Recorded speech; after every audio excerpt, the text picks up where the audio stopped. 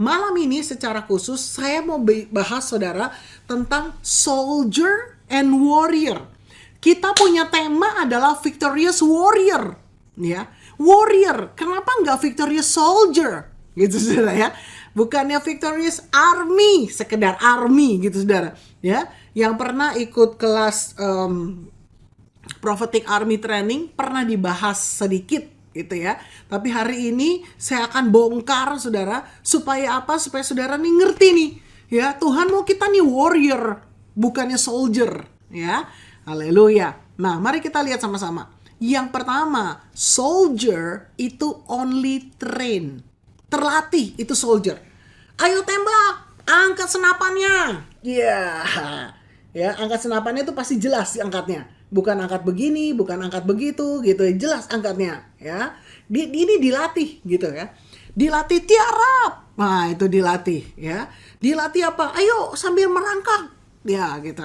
Dilatih mungkin sambil tiarap tembak misalnya. Itu dilatih, saudara. Berapa banyak kita juga dilatih. Ayo baca Alkitab, dilatih, ya. Kalau yang nggak ngerti begitu pegang Alkitab bingung nih. Buka Matius. Aduh, Matius di mana ya? Matius di mana ya? Gitu ya. Nah, saudara udah bisa. Ya, buka Markus bisa. Buka kitab misalnya Yunus. Nah, saudara tahu itu di Perjanjian Lama misalnya. Itu terlatih, saudara. Tapi ternyata nggak cukup untuk kita terlatih.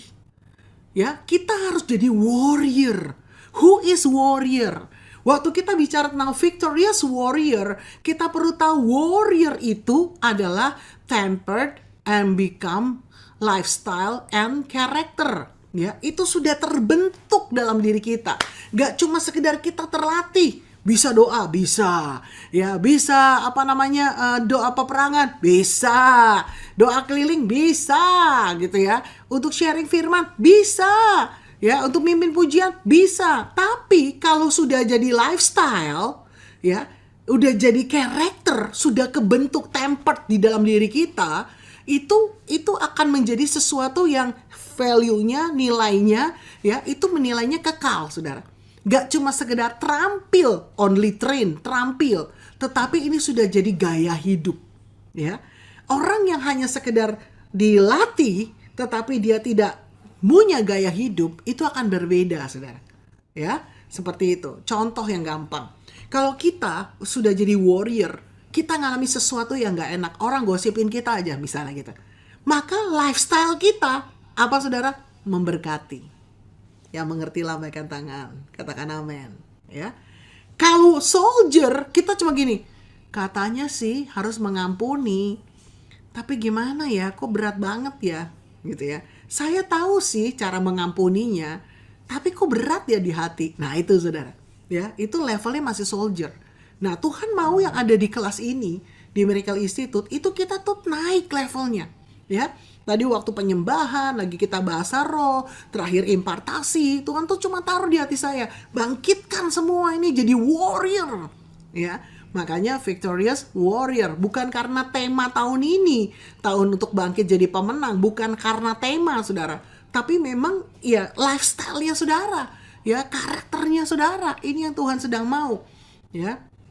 Yang kedua, soldier itu enlisted, terdaftar. Di grup Miracle Institute terdaftar, muridnya ada 200 sekian, ya. Di grup B ada sekian, grup C gitu ya, ada berapa gitu. Itu terdaftar, enlisted. Soldier itu terdaftar, ya. Oh, pasukan doa. 1, Ani, 2, Ina, 3, Irma, 4, Elizabeth, 5, 6, siapa. Terdaftar. Itu soldier. Bagus, saudara. Daripada gak terdaftar gitu ya. Daripada gak jelas gitu, saudara ya. Tetapi yang Tuhan mau warrior. Nah, ini dia. Warrior itu dia terpanggil. Bukan hanya terdaftar. Ya. Kalau warrior karena dia terpanggil, maka dia punya setiap saat itu benar-benar dia ready gitu, ya. Itu panggilan. Nah, kalau hanya terdaftar, ya saya hari ini nggak ada tugas, ya udah santai gitu ya. Tapi kalau calling itu warrior, dia ada tugas, ya maksudnya dia didaftarkan sebagai ada jadwal tugas atau tidak ada jadwal tugas, dia tetap melakukan peperangan. Dia tetap setiap saat siap untuk apa yang sedang Tuhan buat. Yang mengerti lambaikan tangan, katakan amin, amin, amin ya. Yang ketiga saudara, soldier go to war by order. Jadi yang namanya soldier gini, saya disuruh nggak ya? Nggak disuruh, ya udah, haleluya, santai. Itu saudara, itu soldier tuh saudara. Kalau warrior, dia go to war because of principle. Prinsip hidupnya dia adalah perang. Prinsip hidupnya adalah bangkit jadi pemenang. Prinsip hidupnya adalah rebut kemenangan. Itu warrior. Ya, jadi dalam situasi apapun, di kantor, di keluarga, di kuliah, ya, di dalam pelayanan gitu saudara. Kalau dia warrior, itu ada bedanya, ya. Dia siap dalam segala situasi, dia siap untuk apa? Untuk dia berperang. Kalau ada tantangan, dia berperang. Gak ada istilah gini, ya habis ujian sih, sorry ya bu, gak enak body, gitu misalnya ya. Gak ada saudara. Kenapa? Warrior, ya. Dia go to war because of principle. Prinsipnya dia, ada tantangan, ada apapun, dia akan bangkit, dia akan berperang, dan dia tahu kemenangan sudah menjadi bagiannya dia. Yang percaya kasih tepuk tangan, katakan haleluya. Yes, ya. Ini dia saudara. Yang keempat, ya, soldier itu dia go to war by individual. Sendiri dia pokoknya. Saya lagi mau enak begini, ya udah dia pergi aja sendiri. Dia tidak ajak sama-sama dengan yang lain. Ya, bisa nggak? Bisa. Ya, dipakai nggak? Dipakai. Ya, diurapi, tapi sendiri, saudara. Nah, ada pepatah yang berkata begini, kalau mau bergerak cepat, individual sendiri. Tapi kalau mau berjalan atau bergerak untuk jangka waktu yang panjang dan kemenangan yang lebih besar, kita harus moving in unity. Ya, itu warrior. Warrior itu punya karakter, dia gak mau sendirian, saudara. Warrior itu selalu mau gandeng orang. Ayo bersama-sama yuk. Ya, ayo kita bergerak sama-sama yuk. Ya. Nah, ada orang-orang yang single fighter, melayani, dipakai, saudara. Dahsyat. Ya, tapi kalau kita bergerak bersama-sama di dalam satu keluarga besar, ya, di dalam satu tim pelayanan, itu akan lebih dahsyat. Yang mengerti lambaikan tangan, katakan amin. Ya, kenapa kita harus bicara tentang warrior, saudara? Kenapa nggak soldier? Ya, ini yang perlu kita perhatikan baik-baik, saudara ya. Nah, sebelum kita bicara soal kenapa soldier, kenapa warrior, saya mau ajak saudara mengingat satu hal, bahwa sebenarnya Tuhan tuh mempersiapkan kita itu menjadi warrior bride-nya Tuhan, ya. Nah, ini dia. Ini pesan yang malam ini yang mau saya sampaikan pada saudara. Pesan yang kuat yang malam ini saya mau sampaikan dari semua pelajaran Victorious Warrior. Saudara perlu menangkap. Sorry, ya, langsung lompat nih saudara ya. Nah, ini dia, ya. Goal akhir saudara dan saya, kita perlu tahu nih, kenapa sih belajar Victorious Warrior gitu ya. Wah, daripada gak ada pelajaran lain kali bu, ya mirip-mirip, nyerempet lah, be victorious. Bukan saudara, ya, bukan. Goal akhir saudara, kita nih harus jadi warrior bride. Warrior, ya, yang tadi itu definisi warriornya, seorang pemenang, ya, seorang yang bangkit berperang, ya, seorang yang meraih kemenangan, ya. Dan kita tahu di kitab Wahyu, kalau saudara baca di kitab Wahyu, selalu ada barang siapa menang, ya, dia akan dijadikan soko guru. Barang siapa menang, itu banyak sekali itu saudara. Artinya untuk jadi pemenang, maka kita pasti akan bersama dengan dia selama-lamanya di surga, ya, pemenang. Nah, warrior bride itu adalah seorang warrior yang tadi kriterianya kita sudah belajar, calling, ya, lifestyle-nya juga sudah jadi karakternya, ya, lalu kemudian juga in group, ya, because of principle dia berperang dalam unity gitu ya. Tapi jangan lupa saudara, kita nggak cuma sekedar warrior, tapi kita bride. Kita calon mempelainya Kristus. Ini keren banget ini. Ya, saudara lihat ya, bride di sini bajunya putih. Saudara, mempelai. Tapi tiup shofar. Wih, keren banget ini saudara. Ya, apa artinya apa? Sangkakala, bicara kemenangan, bicara pujian penyembahan, saudara. Bride adalah mempelai yang bukan hanya sekedar mempelai yang ayu-ayu, yang kalem-kalem, tapi warrior yang berperang. Lihat pedangnya luar biasa, firman Tuhan, ya. Ini juga salah, lihat sepatunya saudara. Ya, ini sepatu warrior bride nih saudara ya. Nggak ada mereknya saudara ya. Tapi apa? Sepatu perang saudara. Ya, bukan sepatu kaca Cinderella saudara. Lalu kemudian ini juga nih, warrior bride nih, victorious lady ya. Ada perisai iman saudara, dan pedang roh. Ya, ini yang goal akhir kita. Saudara boleh bekerja, saudara boleh lakukan aktivitas yang kuliah, ibu rumah tangga, oma, opa, ya saudara bisnis, silakan. Tapi jangan lupa, goal akhir kita warrior bride. Yang mengerti lambaikan tangan, katakan amin, amin. Makanya untuk jadi warrior bride ini kita perlu dibentuk saudara. Proses-proses yang ada dalam kehidupan saudara itu membentuk kita jadi warrior bride. Ya, mungkin diserang di pikiran, ya, mungkin diizinkan ada orang-orang di sekeliling kita yang memperlakukan yang gak enak dan lain sebagainya. Ya, ini membentuk kita seperti ini, saudara. Jangan sampai baju kita jadi tidak putih bersih. Kenapa? Karena kita punya di hati yang gak beres, noda di hati, kekesalan, kemarahan, misalnya gitu. Ya, lalu jangan sampai pedang kita nggak tajam, saudara. Salah satu hal di Miracle Institute, kenapa kita belajar firman, supaya pedang saudara tuh tajam, pedang saudara tuh panjang. Ya, saya ingat banget satu hari Susi Deng, itu kadep doa kami, dia dapat penglihatan, saudara.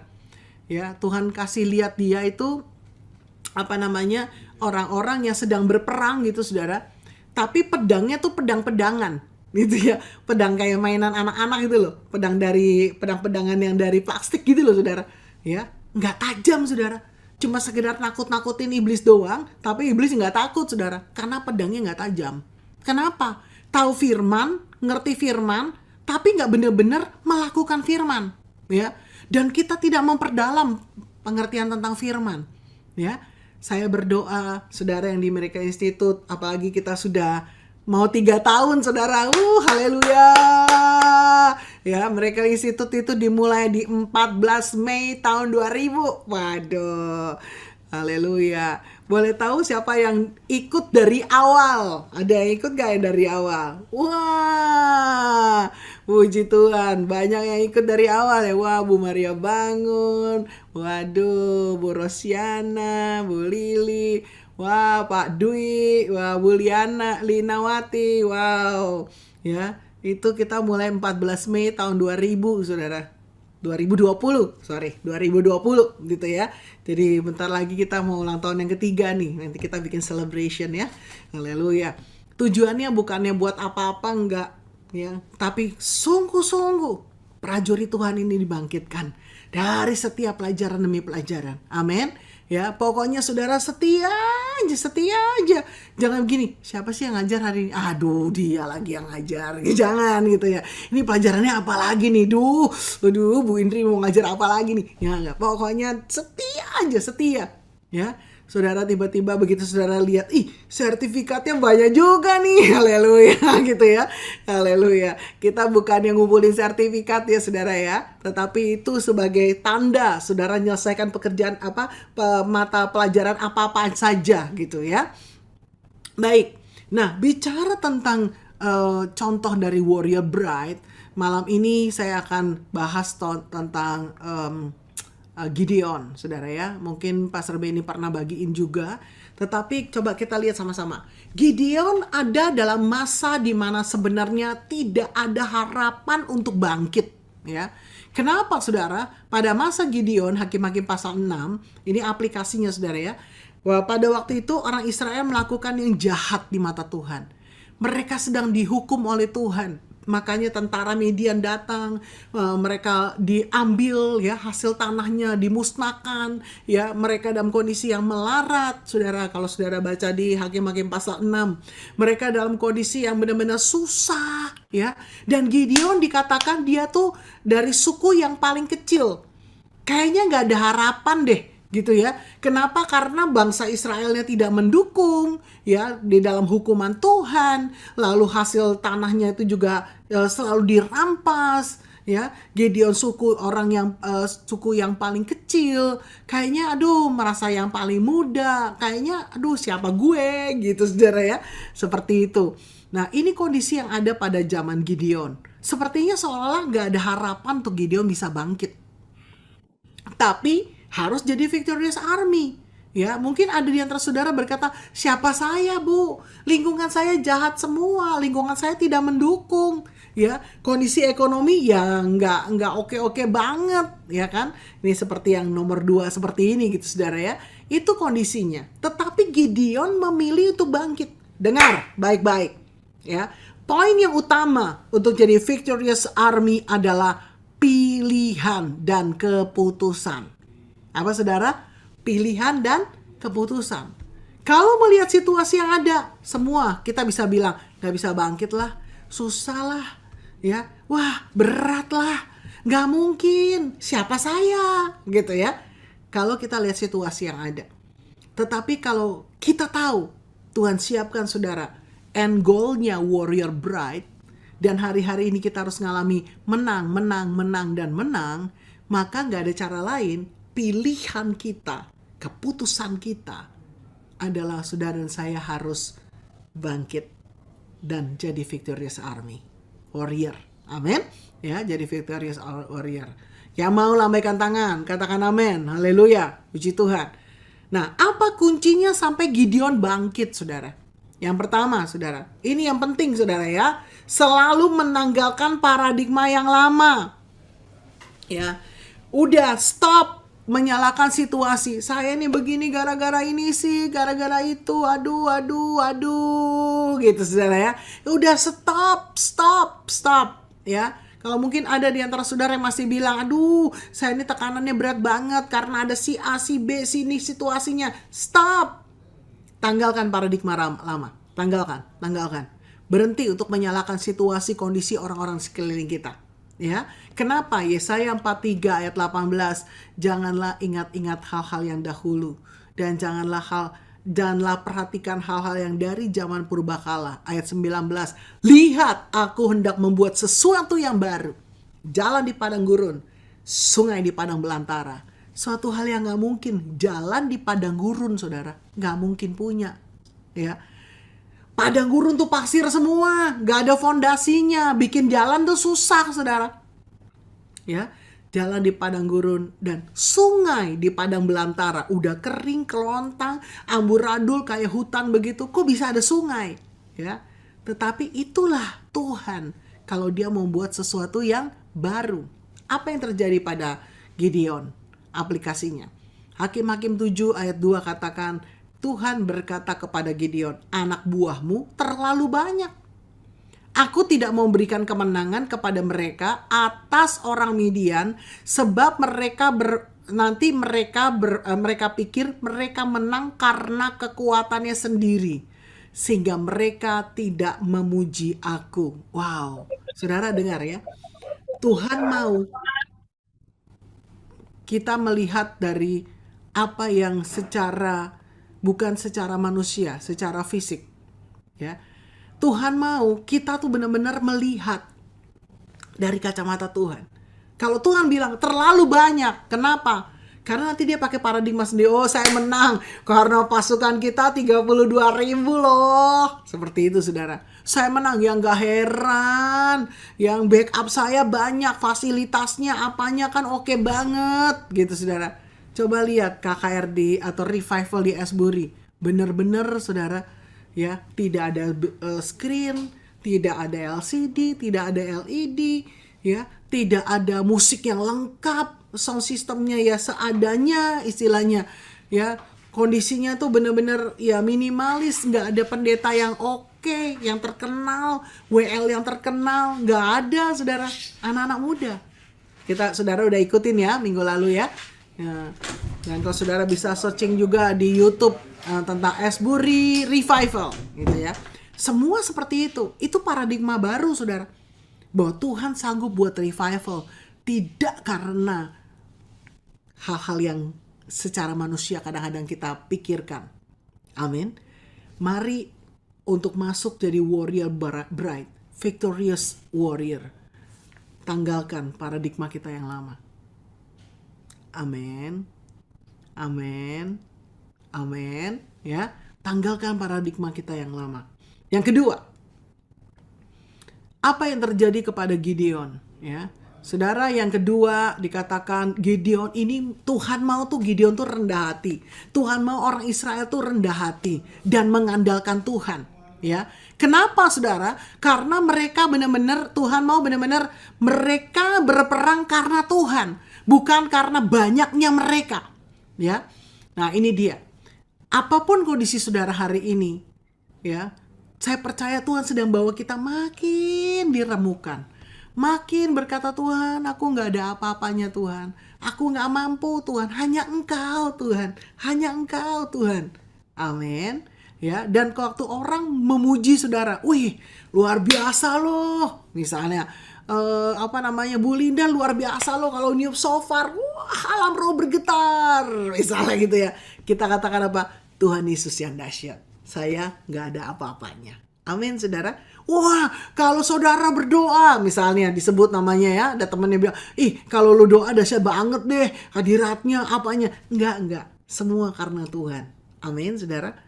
Waktu saudara sukses, berhasil di pekerjaan, ya sukses dan berhasil di bisnis saudara, di keluarga, apapun, ayo tetap rendah hati yuk. Kita bilang semua karena Tuhan. Amin. Semua karena Tuhan. Semua karena Tuhan. Lihat revival yang ada di Asbury dan yang beberapa kampus yang sedang terjadi hari-hari ini. Mereka benar-benar humility, ya, rendah hati banget, gak ada apa-apanya. Semua karena Tuhan, ya. Puji Tuhan. Mari terus kita berkata seperti itu. Semua karena Tuhan, semua karena Tuhan. Amin. Nah, yang ketiga, apa kuncinya sampai Gideon ambil keputusan untuk bangkit? Yang ketiga adalah berani untuk bangkit dan berperang. Kenapa? Karena kalau cuma sekedar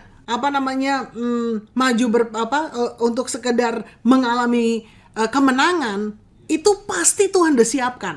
Tapi untuk bisa mengalami atau merebut kemenangan, itu kita perlu bangkit, saudara. Hakim-Hakim 7 ayat 3 katakan begini, jadi umumkanlah kepada anak buahmu, siapa yang merasa takut harus cepat-cepat meninggalkan gunung Gilead ini dan kembali ke rumahnya. Dan Alkitab berkata, tinggal 10.000, yang 22 pulang, saudara. Kenapa? Takut, ya. Dalam terjemahan yang lain dikatakan, siapa yang takut? Pulanglah rame-rame, ya, bangkit untuk meraih berperang. Saya mau tanya pada saudara, apakah ada yang takut hari-hari ini di dalam peperangan rohani saudara? Halo? Apakah ada yang takut saudara dalam tantangan kehidupan saudara hari-hari ini? Ya, sekalipun rasanya berat, sekalipun rasanya menakutkan, tapi engkau berkata, bersama dengan Tuhan, aku sanggup melakukan perkara-perkara yang dahsyat. Katakan amin, ya. Jangan takut, berani berperang. Kenapa? Kemenangan udah Tuhan janjikan kok, ya. Kemenangan udah Tuhan janjikan. Itu janjinya, udah pasti menang. Cuma kadang-kadang kita maunya cepet. Amin. Kita maunya instan menangnya, ya. Kemenangan sudah Tuhan janjikan. Mari. Yang ketiga, berani untuk bangkit dan berperang. Yang keempat, saudara, dikatakan bahwa waktu Gideon membawa orang-orang itu ke sungai, Tuhan suruh, ya, untuk mereka minum. Nah, dipilih sama Tuhan nih, ya. Ternyata ada orang yang minum dengan menjilat dengan air di tangan. Kenapa? Ya, orang yang mengambil dengan menjilat seperti ini, karena waktu dia ambil minum seperti ini, fokusnya dia ke depan. Ya, fokusnya bukan ke air. Tapi kalau dia glosor saudara, ya langsung tiarap gitu. Seperti gambar ini, fokusnya kemana? Ke air. Nah, saudara, ini satu hal yang luar biasa. Ini pelajaran luar biasa. Di dalam meraih kemenangan, di dalam bangkit, saudara saya harus berjaga-jaga. Katakan berjaga-jaga. Ya. Dalam peperangan ini harus berjaga-jaga. Jangan begitu ada jawaban sedikit, ada berkat sedikit, wah haleluya, haleluya. Terus lupa kita lagi perang. Gitu ya. Terus aware, terus berjaga-jaga. Pasukan yang dipilih 300 itu yang mengambil air dengan menjilat, ya, dan matanya lihat ke depan. Tangan yang satu pegang senjata. Ya, kalau dia glosor, tangannya dua-duanya pegang tanah. Ya, saudara perlu tahu pada waktu itu sedang kering, pada waktu itu sedang panas terik. Mungkin pasukannya udah berhari-hari ya tidak mandi, berhari-hari jatah airnya berkurang. Maka begitu lihat air, wah nyerbu saudara. Air bicara berkat. Jangan sampai hari-hari ini mata kita fokusnya kepada berkat. Mata kita terus harus fokus kepada sumber berkat, tapi tetap menikmati berkat Tuhan. Yang percaya lambaikan tangan, katakan amin, amin, amin, haleluya. Ya, penting saudara ini. Dikatakan yang keempat tadi apa? Berjaga-jaga dan berperang. Yang kelima, bertindak meraih kemenangan. Jadi kalau kita cuma berjaga-jaga doang, ya kita nggak bertindak, no action, nggak ada perang saudara, nggak ada kemenangan saudara. Ya, nah kita lihat di sini tentara Gideon yang terpilih itu 300. Saudara, setiap yang pegang obor, dan Tuhan katakan mereka harus bawa obor, obornya itu ditutup sama buyung pertamanya, ya. Nanti buyungnya dipecahin, obornya keluar, gitu ya. Dan mereka bawa sangkakala. Nah, perhatikan, obor ini bicara tentang on fire kita, jaga on fire saudara. Ya, saudara cek. Begitu saudara bilang ini, aduh kok hari-hari nggak on fire ya. Masuk penyembahan fajar. Ikut catch the fire. Ya, saudara mungkin ada waktu untuk doa lagi di gereja saudara. Ada mungkin. Ada ibadah tertentu. Kejar Tuhan. Secara pribadi, ambil saat teduh, kejar Tuhan. Amin. Ya, jangan biarkan redup. Nah, ini dia nih. Karena begitu udah redup, bangkitinnya tuh nggak gampang saudara. Ya, mendingan itu apinya tinggal 60% saudara kobarkan daripada apinya tinggal 10%. Itu mompak ngobarinnya tuh lama itu saudara. Ya, kejar lagi. Nah, pasukan Gideon itu biasanya yang pegang obor itu hanya pemimpin pasukan. Dan di belakang pemimpin pasukan itu ada 120 anggota pasukan. Tapi Tuhan kasih strategi saudara. Ya, bertindak meraih kemenangan ini dengan strateginya Tuhan. Setiap orang yang cuma 300, setiap orang pegang obor. Nah, jadi saudara bayangin musuh pikir 300 orang yang pegang obor, artinya 300 kali 120. Berapa tuh? 36.000 gitu saudara ya. 300 kali 120 gitu ya. Ya, banyak banget saudara. Musuh pikir begitu banyak. Padahal cuma 300. Ya, ini strateginya Tuhan. Kenapa? Karena satu orang yang megang obor, di belakangnya biasanya ada 120 pasukan. Nah, seperti itu. Tapi ingat, obornya itu tadinya ditutup buyung. Buyung ini harus dipecahkan, saudara. Buyung ini bicara soal kedagingan kita. Buyung ini bicara soal ego kita. Ya, buyung ini bicara tentang kekuatan manusiawi kita yang harus dipecahkan, yang harus dihancurkan. Makanya ada hal-hal yang Tuhan izinkan kita masuk dalam proses peremukan demi peremukan supaya keluar roh yang menyala, roh yang menyala, roh yang menyala. Engkau makin on fire dengan Tuhan, engkau makin penuh cinta dengan Tuhan. Dan jangan lupa mereka juga pegang sangkakala. Ya, bukannya kemana-mana kau tiup sofar, toret, enggak. Tapi saya percaya sangkakala bicara tentang doa, pujian, penyembahan. Hari-hari ini, waktu saudara berjalan ke kantor, doa, pujian, penyembahan. Waktu saudara di rumah, maaf ibu-ibu yang masak, doa, pujian, penyembahan. Saudara naik kendaraan, doa, pujian, penyembahan. Ya, saudara tidur, terus ada doa, pujian, penyembahan gitu saudara. Gimana Bu caranya? Ya puter aja sekarang Spotify atau apa, puter aja terus. Sementara saudara tidur, saudara di di kamar saudara itu pujian penyembahan. Amin, ya, amin, ya. Boleh nggak? Boleh, nggak apa-apa. Saya lakukan itu saudara dari anak-anak kecil. Mereka lahir di kamarnya itu lagu terus muter. Sampai sekarang anak-anak kalau tidur itu pasti di kamarnya pasti ada lagu yang terus menyala, ya. Termasuk di kamar saya juga gitu. Pakai handphone, Spotify muter terus, ya. Kita mau terus berendam dalam hadirat Tuhan. Yang setuju lambaikan tangan, katakan amin, ya. Ini 5 kunci saudara kemenangan dari Gideon. Yang dahsyat saudara dikatakan bahwa Hakim-Hakim 7 ayat yang ke-9. Malam itu Tuhan berkata kepada Gideon, bangun Gideon, pergilah menyerang ke perkemahan orang Midian. Aku memberikan kemenangan kepadamu atas mereka. Wow, janji kemenangan Tuhan berikan pada Gideon. Jangan lupa saudara, Tuhan juga janji kemenangan buat kita. 2 Korintus 2 ayat 14. Baca yuk sama-sama 2, 3. Tetapi syukur bagi Allah yang dalam Kristus selalu membawa kami di jalan kemenangannya. Dengan perantaran kami ia menyebarkan keharuman pengenalan akan Dia di mana-mana. Artinya apa? Di jalan kemenangannya. Kemenangan saudara saya on the way. Amin. Kita di jalan kemenangan. Kita di jalan kemenangan. Jadi apapun situasi saudara, ingat Tuhan lagi melatih kita untuk lebih dari pemenang. Kita sudah di jalan kemenangannya. Janjinya pasti menang. Yang percaya lambaikan tangan, katakan amin, ya.